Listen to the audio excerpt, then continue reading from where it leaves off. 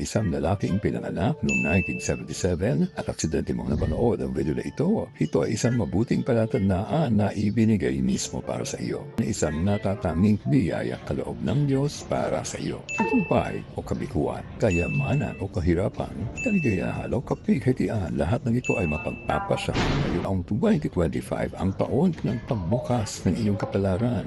Kapag naabot mo ang tamang sandali, kaya mo nang gawing tagumpay ang kabiguan at mapapago ka na ng malinaw ang iyong buhay. Ang napakalaking swerte ang naghihintay sa kanila sa edad 23, 48 at 63. Sa mga panahong ito, ang mapa ng kapalaran ay ganap na magbabago dahil sa sampay o paglitaw ng mga bituin ng kasaganaan at swerte. Ito ang bumubuo ng kalagayan, dakilang yaman, karamihan at tagumpay. Ngayon, ang mga lalaking pinanganak noong 1977 ay eksakto nasa edad na 48. Pero man ito na ang sandaling hindi niyo pwedeng panampasin. Tandaan, ang matatalino ay siyang marunong kumapit sa tamang pagkakataon.